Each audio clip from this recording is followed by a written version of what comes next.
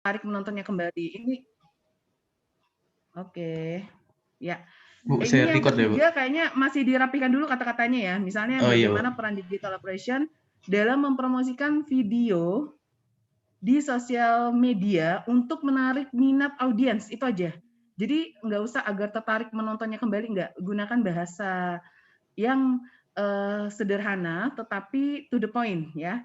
Nanti kan di dalamnya akan dijelaskan bahwa dengan menarik media audiens ini sehingga audiens itu akan tertarik menontonnya kembali gitu. Nah, dari tiga ini apakah Gali sudah punya teorinya, kemudian sudah siap membahas proses satu demi satu dari tiga rumusan masalah? Karena kalau menurut Bu Dia, setidaknya yang nomor 1 sama nomor 3 itu hampir sama, peran digital operation.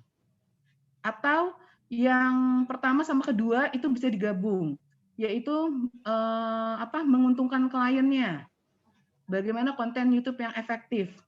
Karena itu sudah mencakup atau bisa masuk gitu.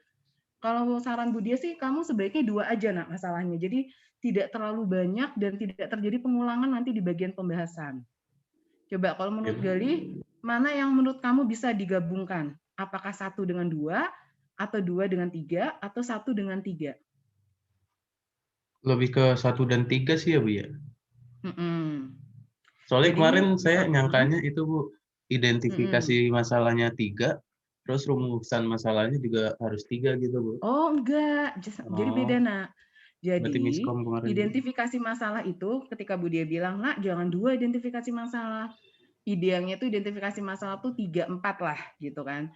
Jadi maksudnya dari latar belakang itu kamu melihat sebenarnya ada fenomena apa, ada permasalahan apa yang bisa yang terjadi di tempat magang atau praktek industrimu gitu. Yang Iya, Bu. terkait dengan temamu ini ya. Nah, kamu munculkanlah ternyata harus ada peningkatan efektivitas konten. Ternyata bahasa negatif, sorry. Kurangnya CTR yang ada itu masih rendah, kurangnya promosi. Nah, itu kan bahasa-bahasa negatif. Nah, atau misalnya kurangnya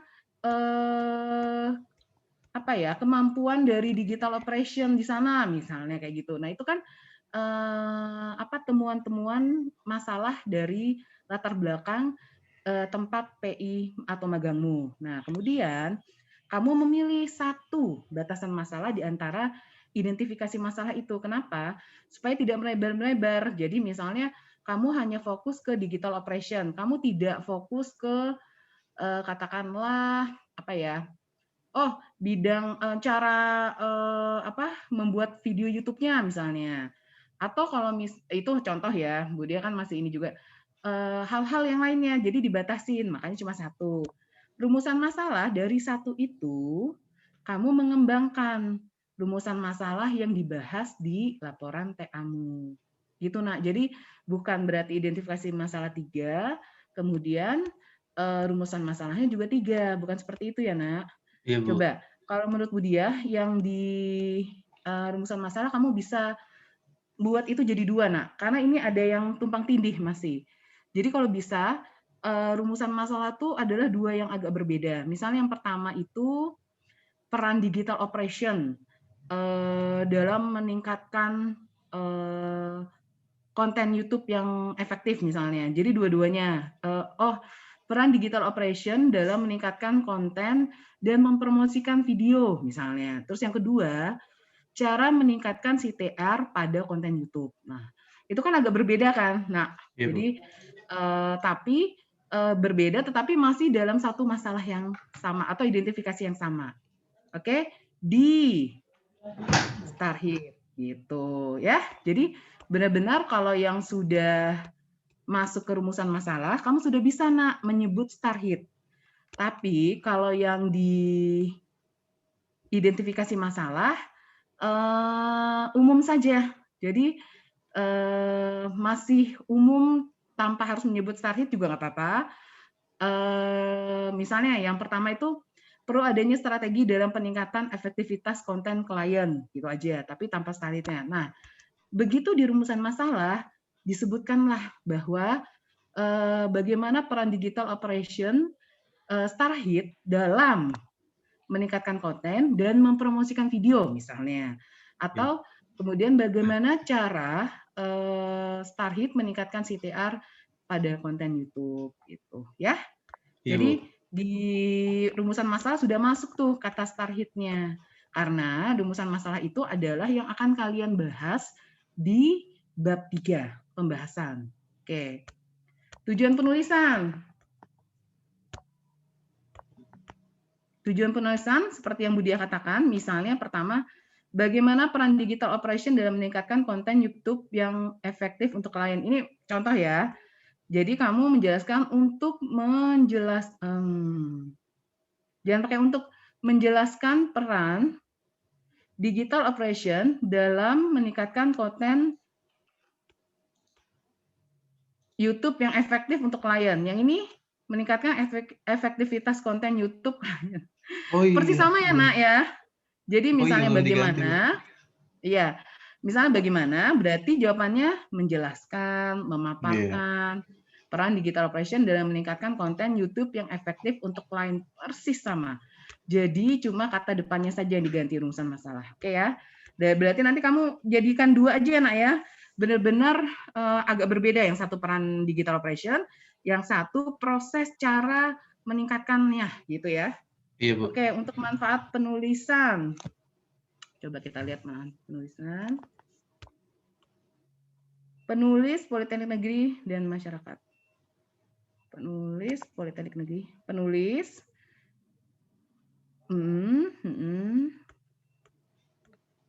Bagi Politeknik. Bagi masyarakat. Oke, tidak terlalu masalah. Sip, itu ya, Gali Iya, ya. Bu. Oke, kamu rapikan. Kemudian start untuk bab 2 ya. Jadi minggu depan itu sudah mulai bab 2 Oh, oke, Bu. pembuatannya. Kamu rapikan yang ini, tidak perlu dikirimkan balik ke Budia, nanti kirimkan bersamaan dengan bab 2. Jadi Oke, ketika Bu. mengirimkan bab 2, bab satunya plus bab 2 ya. Iya, Bu. Oke, sekarang kita ke siapa lagi nih? Saya, Bu. Siapa yang sudah datang? Yang sudah hadir Adinda. siapa? Adinda, Bu. Oke, sip ya, kita lihat ya, sebentar.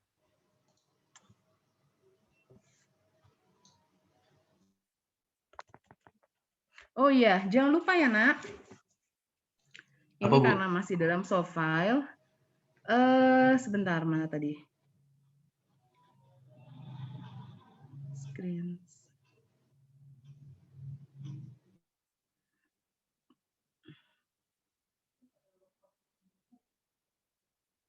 Oke, jangan lupa untuk batas tepi atas atau bagian atas itu 3 cm, kanan 3 cm, bawah 4 cm, kiri 4 cm. Jadi misalnya ingat yang atas, batas atasnya 3 cm, kemudian kanan 3, bawah 4, kiri 4.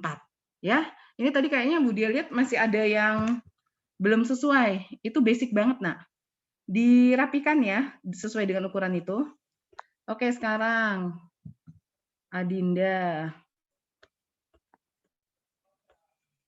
Ini dibirukan yang nambah gitu ya, maksudnya Dinda ya? Enggak, Bu, itu yang sesuai sama identifikasi dan lain-lainnya, Bu. Oh, oke. Sip, sip. Nah, ini masih, Nak. Dalam sebuah agensi terdapat beberapa peran yang salah satunya adalah desainer grafis. Nah, sekarang usahakan satu paragraf berapa kalimat, Dinda? 5 sampai 7. Ya, betul. Nah, berarti ini tinggal kamu gabung atau kamu tambahkan ya, Nak. Baik, Bu. Oke, sekarang identifikasi masalah. Dari beberapa uraian yang dikemukakan pada latar belakang, maka dapat diidentifikasikan masalah sebagai berikut. Adanya produk baru yang diciptakan oleh Rose Daily hingga memerlukan strategi branding baru. Tingkat kompetensi, oke, jadi gini, Nak. Identifikasi masalah coba tidak menyebutkan produk dulu. Jadi kamu bisa secara umum. Misalnya banyaknya produk baru di dalam bisnis kedai kopi lokal, sehingga memerlukan strategi branding baru, gitu. Ya, Dinda ya. Kemudian yang kedua, tingkat Iya, Bu. kompetisi bisnis kedai kopi lokal sedang marak saat ini. Tingkat kompetensi, coba kita bahas. Tingkat kompetisi bisnis kedai lokal yang sedang marak saat ini. Apa yang terjadi? Bahasa negatifnya mana, Nak? Nah, tadi dengar nggak yang pas Ibu bahas temanmu? Bahwa Dengar, Bu. Itu maksudnya saya di kompetisinya, Bu. Oke, jadi gini, identifikasinya disajikan dalam bentuk pernyataan negatif. Nah, coba kita lihat punyanya Dinda. Pernyataan negatifnya gimana nih, Nak?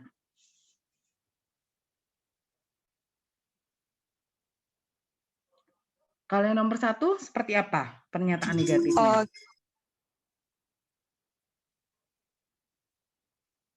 Biasa kan pernyataan negatif itu Produk kurangnya, terbatasnya, gimana? Kurangnya strategi branding untuk produk baru gitu kali ya, Bu, dari kedai kopi yang betul. Keren, Dinda. Itu maksud Budia. Ya, paham kan, Dinda? Oke, Bu. Jadi Iya, ada paham, Bu. kata-kata terbatas, kurangnya, sedikitnya, seperti itu. Nah, yang kedua juga gimana coba?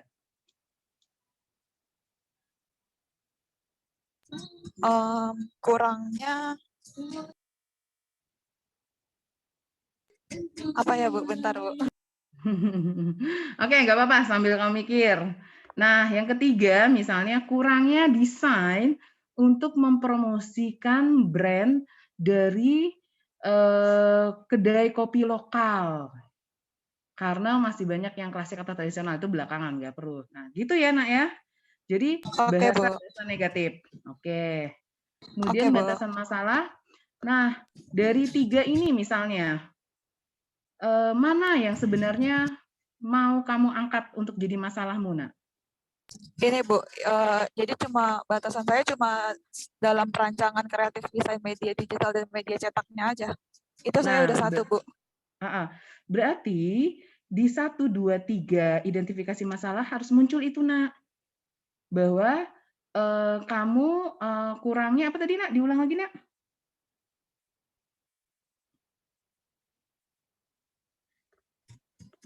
Hai, Dinda. Kurangnya strategi branding baru gitu, Bu. Iya, gitu. Kurangnya strategi branding baru itu yang kamu ambil berarti ya. Karena nanti kamu akan menjelaskan di bagian rumusan masalah berkaitan dengan peran desainer grafis ya. Betul, Bu, betul. Nah, oke. Sekarang rumusan masalahnya. Ini brand guna mempromosikan bagaimana caranya. Jadi, Bu, tadi kan batasan masalah saya kan di peran-peran, jadi makanya di rumusan masalah di sini saya lebih fokus bagi poinnya jadi 3. Tapi gini, Nak. Kamu bisa rumusan masalah itu bagaimana peran desainer grafis dalam memenuhi kebutuhan brand untuk mempromosikan produk baru Rose Daily. Oke, bagaimana menciptakan desain, bagaimana Oke, nomor 2 dan 3 sebenarnya bisa disatukan kan, Dinda? Benar nggak?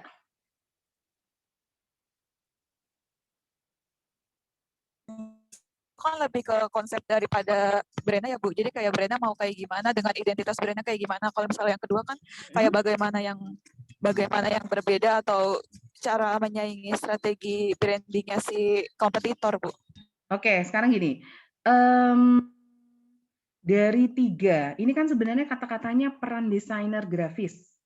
Kalau kita rumuskan atau kita gabungkan, Dinda, peran desainer grafis itu sudah pada saat pembahasan. Dinda membayangkan nanti di bab 3, Dinda akan membahas pertama, peran desainer grafis untuk kebutuhan apa nih? Untuk mempromosikan produk misalnya. Tapi kan dia selain itu ada peran-peran lainnya. Nanti pasti secara tidak langsung di bagian awal, Dinda akan menjelaskan bahwa peran dari seorang desainer grafis itu apa aja.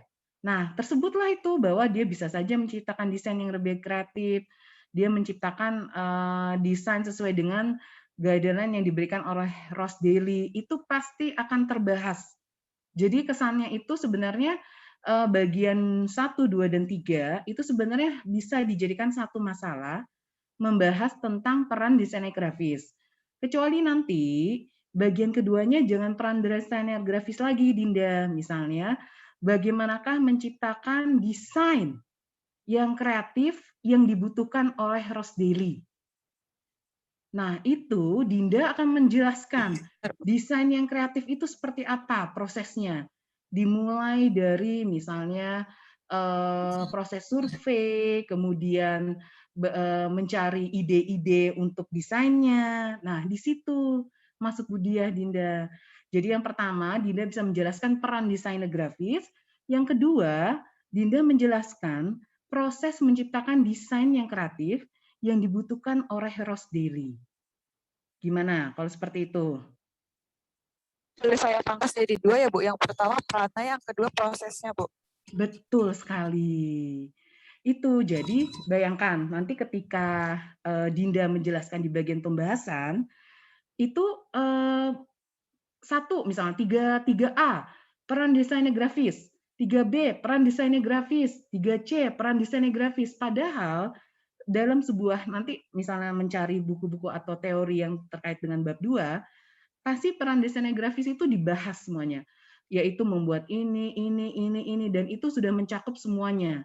Jadi seakan-akan di bagian kedua bagian B-mu dan bagian C-mu itu mengulang bagian pertama. Tapi kalau misalnya yang pertama peran desainer grafis itu sendiri, jadi nanti kamu menjelaskan seorang desainer grafis itu apa, kemudian tugasnya apa, kemudian apa yang harus dia lakukan, desainer grafis zaman sekarang harus memiliki kompetensi apa dan sebagainya. Bagian B-nya, kamu menjelaskan proses menciptakan desain itu sendiri. Oh ya, dari survei dulu, kemudian dari mencari ide-ide dan sebagainya. Itu akan jauh lebih bagus. Gimana Dinda? Setuju?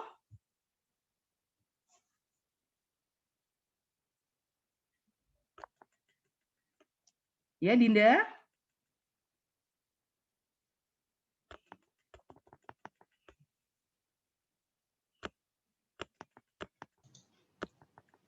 Dinda?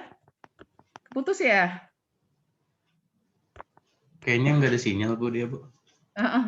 Ya, kurang lebih seperti itu Dinda. Manfaat bagi mahasiswa politeknik, aman sih yang lainnya bagi masyarakat. Oke, Suaranya siapa hilang, lagi Bu. nih? Tuh, Bu. Oke, makasih, Bu. Ya, ya, paham ya Iya, Dinda ya. makasih ya, Bu. Jadi, Paham, Bu, jadi tapi paham, lebih Bu. seperti itu ya. Oke, dan juga memudahkan Oke, kalian Bu. ketika menulis bab 3 nantinya. Jadi tidak sama gitu ABC-nya sama-sama tentang desainnya gitu orangnya. Oke, kita kemana lagi nih sekarang? Ke Michael ya. Michaelnya udah hadir? Iya, Bu, halo. Halo, ya. Ini kayaknya Michael tadi Bu dia baca apa ya? Nah, kamu batas kiri atas kanannya masih belum ya, Nak? 4, 4, 3, 3. Ingat Oh nggak? iya, Bu. Iya, Nah, ingat. ya. Terus, Michael nggak usah AA. Ini kenapa AA latar belakang? Cukup A saja latar belakang. Terus AB, identifikasi masalah. Nggak perlu B, identifikasi masalah. Oh gitu, Ya, Bu. Oke, nggak siap. kamu? Iya. Ya, itu Ya, sampai kirain bawah kayak kayak gitu kemarin, semua. AC. kayak kemarin 1.1, Iya, jadi enggak. titiknya. Oh, Jadi enggak. langsung Siap. aja. A, Oke. titik, latar belakang. B, titik, identifikasi masalah. C, titik, batasan masalah ya. Oke, Oke, Bu. di latar belakang nanti Bu dia ini lagi, cuma kamu sih sekilas sih. Yang penting ini kalimatmu ya, Nak ya, bahasamu. Karena nggak tahu juga nih tahun ini kalau misalnya memang ada prasyarat, tapi Bu dia nggak tahu jadi diterapkan atau tidak atau belum. bahwa semua laporan TA itu sebelum diujikan akan dicek kadar plagiarisme. Nah, kalau memang seperti itu hati-hati, Nak.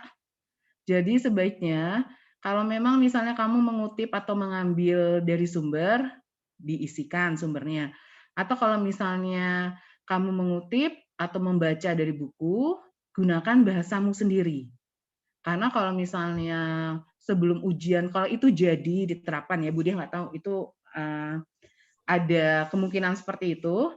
Ya, kalau misalnya ternyata jumlahnya lebih banyak, ya berarti harus ngulang nulisnya. Jadi hati-hati dengan itu. Oke, Iya, kita siap, lihat Bu. sekarang. Bu, saya pengen Identifikasi nanya dong. masalah. Kenapa? Saya pengen nanya. Siapa Kalau ini yang nanya? Gali, Bu Gali, Oh, Gali, ntar dulu. Bu, dia tentang kan yang lagi bahas plagiat itu. Michael dulu. Ya nanti ya, Nak ya. Oh iya, Bu. Satu-satu ya. Terakhir aja, Bu. Oke, nanti Bu dia akan berikan kesempatan untuk tanya lagi. Tadi kan udah. Biar Oke, Bu. Michael-nya juga perhatiin. Oke, Michael. Ini ya, seperti Michael kan dia sudah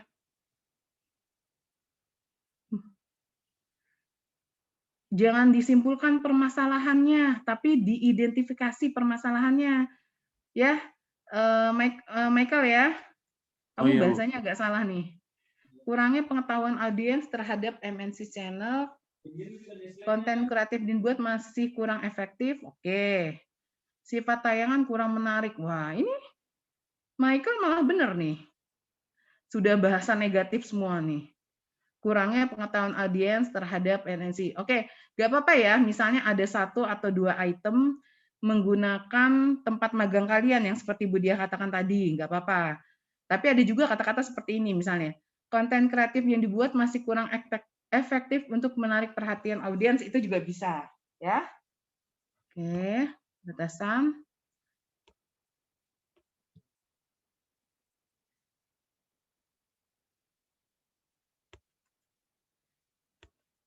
Bagaimana? Oke, jadi cuma satu ya, Michael ya, peran copywriter dalam proses pembuatan konten kreatif untuk menarik perhatian audiens. Iya, Ibu. Oke, kalau memang cuma satu, berarti jangan ditulis angka satunya, langsung Oh aja. iya, langsung Ya. aja. Siap. Tujuan untuk menjelaskan, nggak apa-apa, untuk mengetahui atau menjelaskan saja, untuk menjelaskan peran copywriter dalam proses pembuatan konten kreatif untuk menarik perhatian audiens. Oke, itu ya. Manfaatnya, oke, kita nggak pakai manfaat akademis lagi sama praktis. Apa coba manfaatnya? Ada yang ingat nggak yang lain? Apa aja tadi 3? Penulis, manfaat buat politeknik sama masyarakat. Negeri media kreatif. Iya. Oh. Itu ya. Oh iya, Bu ya. Nggak dibaca nih jangan-jangan pedomannya. Oke, itu buat kamu. Nah, dirapikan, direvisi kembali, tapi nanti langsung masuk bab 2. Jadi yang sudah kalian rapikan dan revisi itu digabung dengan bab 2 awal kalian. Jadi bab 2 sebelum revisi. Nah, sekarang Michael ada pertanyaan sebelum Ibu bertanya ke memperbolehkan pertanyaan yang lain?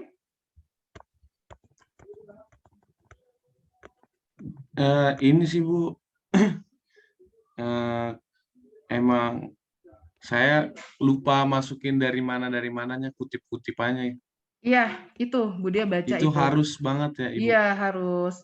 Dan kalau misalnya salah satu cara untuk misalnya kalian tuh baca di mana, itu memang harus dicatat sederhana. Kalian mengutip dari mana. Kemudian juga kalau misalnya kalian sebenarnya cuma mengambil intisarinya, berarti gunakan bahasa kalian, ubah. Tapi Iya sih, intinya Bu. berkaitan dengan itu. Jangan sampai kalian kopas-kopas aja, tapi tidak menjelaskan dapatnya dari mana. Kalau Budiah itu lebih senang gini, Nak, bahasanya kacau, bukan kacau ya, maksudnya bahasanya tuh nggak sesempurna kalau kita buka Google, atau kita masuk ke web, atau kita masuk ke tulisan siapa gitu. Itu pasti kan udah rapih ya, itu kan melalui proses, Nak, nggak cuma sebentar. Nah, laporan TA, biarkan kalian tulis apa adanya dengan bahasa kalian, atau misalnya kalian dapat buku dari tempat magang kalian tuh malah lebih bagus, Nak. Misalnya ada petunjuk-petunjuk teknis, nah kalian bisa gunakan itu, jadi sumbernya juga jelas kan, atau yang lainnya. Jadi mengutipnya dengan bertanggung jawab gitu untuk bagian pertama. Nah, nanti kan di bab 2 itu baru yang benar-benar teori dari buku siapa dan sebagainya. Bab 3 itulah yang benar-benar bahasa kalian. Makanya kalau bisa, kenapa bab 1 ini penting? Kalau misalnya kayak seperti Michael ya, berarti Iya, Bu. Michael itu dia akan fokus ke peran copywriter aja. Jadi pertama menjelaskan peran copywriter itu apa dan bagaimana. Kemudian kamu menjelaskan bagaimana proses pembuatan content writer untuk si copywriter ini. Nah, kalau kalian tidak mempersiapkan bahan dan proses kalian selama misalnya menjelaskan, ya nanti kalian akan kekurangan. Nah, apalagi ditulis ya Bu di bab 3. Apalagi ya Bu yang dibahas di bab 3. Jadi memang sudah harus ada bayangan dari bab 1 yang akan kalian kerjakan di bab 3 itu apa. Karena kalau bab 2 kan lebih banyak ke sumber-sumber buku, sumber-sumber dari jurnal dan sebagainya. Begitu ya Michael. Oh ya Bu, siap. Oke, sudah harus move on ya. Kalian segera nih selesai ini langsung rapihkan, kemudian langsung kalian start di bab 2. Oke. Tadi siapa Oke, yang mau Bu. bertanya? Saya, Bu. Gali ya. Iya. Bu, itu biar tahu seberapa plagiarismenya itu gimana sih, Bu? Biar tahu gitu. Itu kan biasanya by system ya, Nak. Kalau memang itu jadi diterapkan kan Bu dia juga nggak tahu ya, Nak. Maksudnya sekarang kan kondisi seperti ini, apakah jadi kemarin itu kan sempat ada kemungkinan seperti itu. Tapi ada juga dosen-dosen yang ya mungkin Bu Diah nanti menjelang kalian selesai, Bu Diah kebetulan punya jatah gitu untuk ngecek, itu bisa saja Bu Diah lakukan, atau mungkin dari pembimbing satu yang lainnya, maksudnya pembimbing kalian yang satunya lagi juga akan melakukan hal itu, bisa saja. Atau kemudian bisa saja nanti ternyata ada peraturan seperti itu. Nah, tapi yang Bu Diah dengar sampai saat ini kan memang belum, maksudnya belum tahu apakah itu jadi diterapkan atau tidak. Tapi bisa dari dosen pembimbing masing-masing. Nah, makanya saran Bu Diah, biasanya tuh banyak di bab 1 di latar belakang. Kemudian nanti di bab 2. Kalau bab 2 mau tidak mau, karena memang isinya kan kebanyakan, coba kita lihat ya, bab 2 ya. Nih, bab 2 itu kan tinjauan pustaka, Nak. Iya, Bu. Memuat teori yang mendasar. Jadi biasanya memang kan nggak mungkin juga kita nol ya standar plagiarismenya, karena di bab 2 itu sudah pasti kita akan mengambil teori dari buku si A. Kita akan mengambil penjelasan dari pakar B atau sebagainya. Nah, makanya di bab 2 itu tidak perlu banyak gitu loh. Di sini kan dikatakan ya, kita sambil baca ya. Hendaknya dapat memberikan landasan ilmiah, sumber pustaka yang digunakan, buku teks, laporan hasil penelitian, bisa tugas akhir, skripsi tesis, artikel atau jurnal penelitian, dan lainnya yang memiliki relevansi langsung. Dan jumlah halaman bab 2 tidak boleh lebih dari 10% halaman tugas akhir. Gitu. Jadi kalau tugas akhirnya kalian 60, berarti 60 halaman ya, misalnya totalnya berarti bab 2-nya tuh harus berapa halaman? 10. 6. 6 ya, 5 atau 6 gitu. Nah, karena kalau 5 atau 6 itu sudah pasti sama, hampir mirip dengan teori-teori yang lainnya. Nah, itu yang berapa persen dimakluminya. Tapi jangan sampai di bab 1 kalian juga sudah punya kesamaan dengan tulisan-tulisan yang lainnya. Itu Gali. Iya, Bu, ya, Bu. Nah, di metode pelaksanaan nih sambil sekalian ya, kita lihat nih bab 3 metode pelaksanaan. Data objek penulisan, teknik pengumpulan data, apakah kalian observasi, apakah kalian studi pustaka, atau wawancara, atau survei. Nah, itu disiapkan. Ruang lingkupnya juga, langkah kerja. Nah, ini jika kalian memang yang mengerjakan sendiri, ini benar-benar tulisan asli kalian, ini akan membantu sekali, Nak. Jadi misalnya Gali dalam hal pengumpulan data, Gali itu melakukan observasi. Nanti Gali jelaskan observasi yang dilakukan itu adalah saya melakukan observasi karena saya magang atau praktek industri di sana. Nah, itu kan udah bahasa-bahasa Galih kan? Iya, Bu. Dan itu bisa diambil dari laporan PI kalian sebenarnya. Galih sudah ngumpulin laporan PI belum? Belum, Bu. Kan di lockdown, Bu. Nah, Bu Diah dengar tanggal 30 Juni loh terakhir, Bu Diah dengar ya. Tapi nggak tahu, Iya. tapi katanya yang buat selesai bulan Juli masih diberikan waktu. Nah, dari situ kan saya observasi gini. Kemudian studi pustaka